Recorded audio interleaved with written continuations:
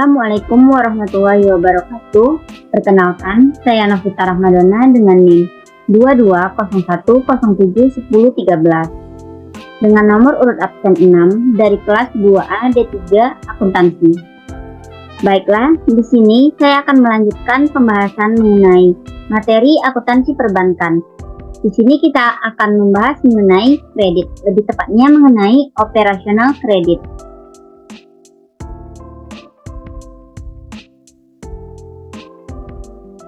Baiklah, untuk yang pertama kita akan membahas mengenai pengertian dari kredit itu sendiri.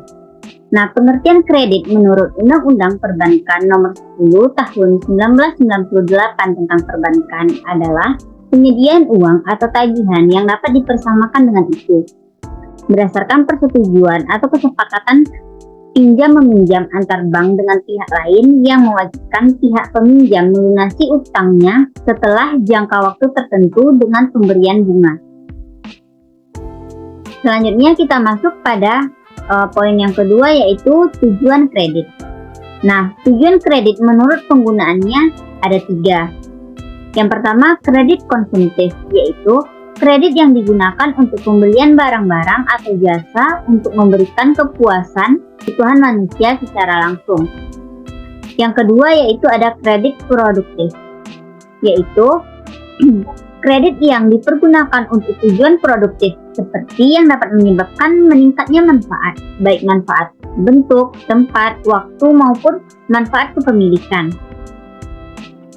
Yang ketiga ada kredit likuiditas. Kredit likuiditas ini bertujuan untuk membantu perusahaan yang sedang berada dalam kesulitan likuiditas dalam memelihara likuiditas minimalnya. Kita masuk pada poin yang ketiga, yaitu fungsi kredit. Kredit pada umumnya memiliki berbagai macam fungsi, di antaranya yang pertama, menjadi motivator dan dinamisator peningkatan kegiatan perdagangan dan perekonomian. Yang kedua, untuk memperluas lapangan kerja bagi masyarakat. Yang ketiga, memperlancar arus barang dan arus uang. Yang keempat, meningkatkan produktivitas dana yang ada. Yang kelima, meningkatkan daya guna atau utility barang. Yang keenam, meningkatkan kegairahan berusaha masyarakat.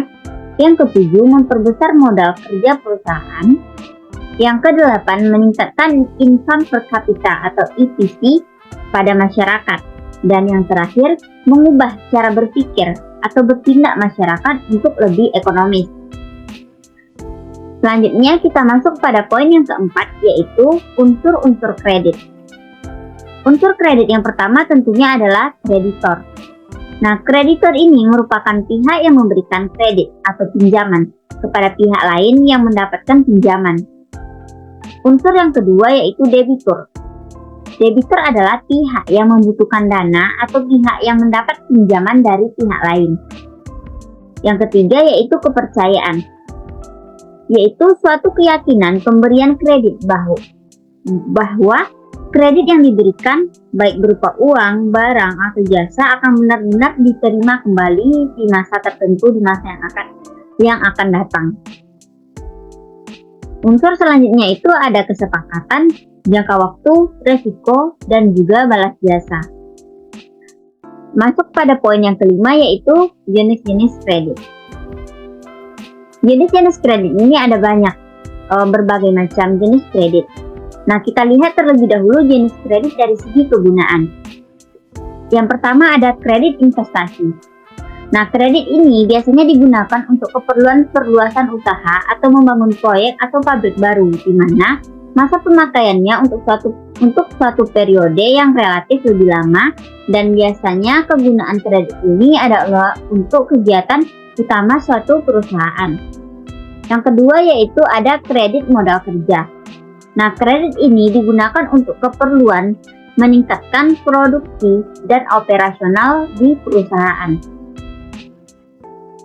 Ada juga kredit jenisnya itu dari segi tujuan kredit. Nah, kalau dari segi tujuannya, jenis yang pertama itu kredit produktif. Kredit ini digunakan untuk meningkatkan usaha atau produksi atau investasi Kredit ini diberikan untuk meningkatkan atau menghasilkan barang dan jasa. Yang kedua ada kredit konsumtif.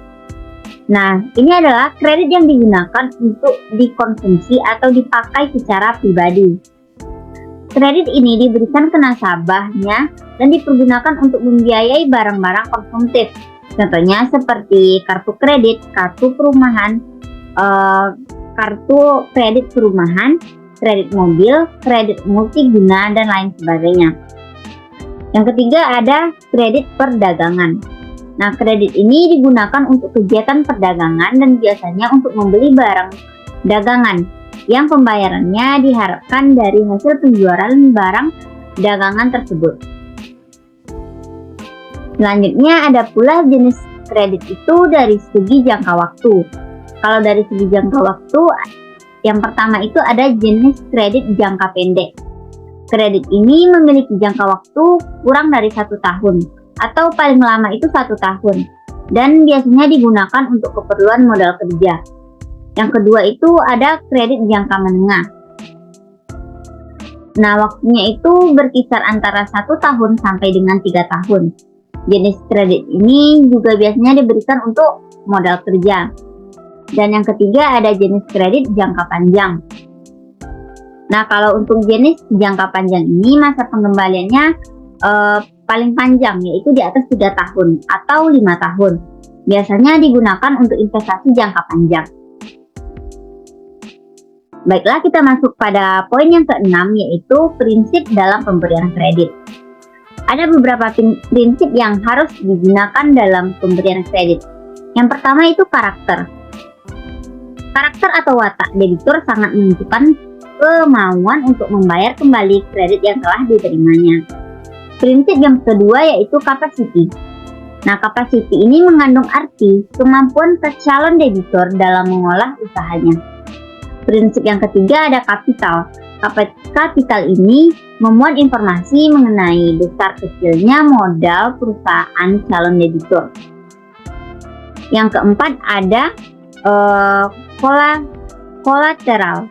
Nah, kolateral ini dengan kata lain disebut juga dengan jaminan kredit. Jadi berupa aset atau aktiva atau barang-barang yang diserahkan debitur sebagai jaminan atas kreditnya.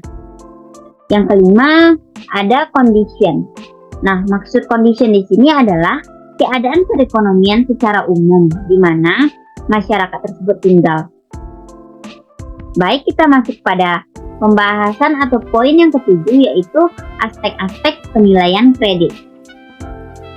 Ada beberapa aspek dalam penilaian kredit. Yang pertama berupa aspek hukum. Nah, yang dinilai dari aspek ini yaitu penilaian kredit berupa masalah legalitas badan usaha seperti izin-izin yang dimiliki perusahaan untuk mengajukan kredit tersebut. Aspek yang kedua berupa aspek pemasaran. Yang dinilai dari aspek pemasaran adalah penilaian kredit mengenai permintaan terhadap produk yang dihasilkan sekarang ini dan di masa yang akan datang prospeknya bagaimana. Yang ketiga ada aspek keuangan. Aspek yang dinilai adalah sumber-sumber dana yang dimiliki untuk membiayai usahanya dan bagaimana penggunaan dana tersebut. Aspek yang keempat yaitu aspek teknis dan operasi.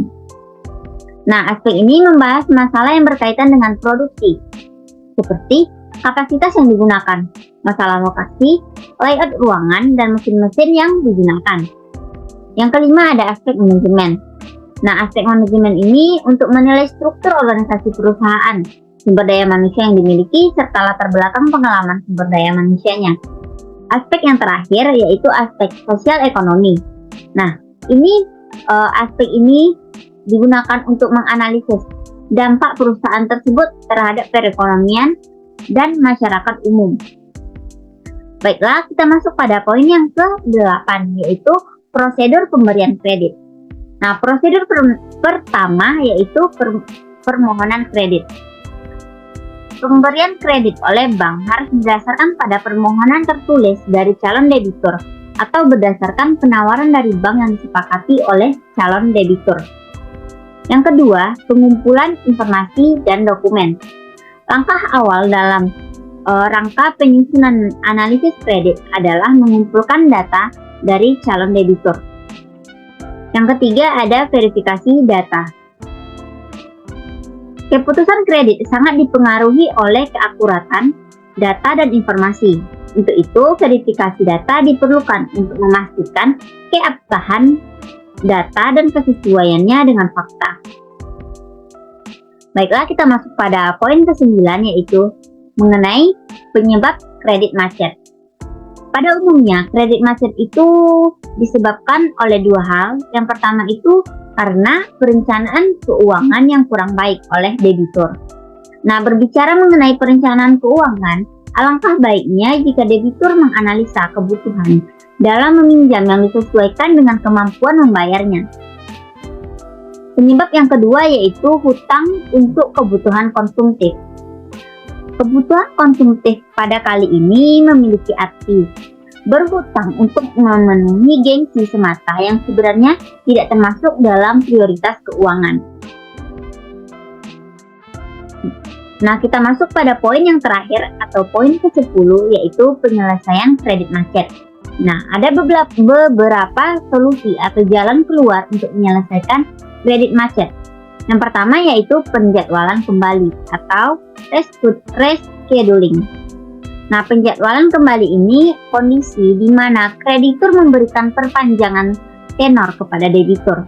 Penyesuaian panjang tenor ini dilakukan sesuai dengan kemampuan bayar debiturnya.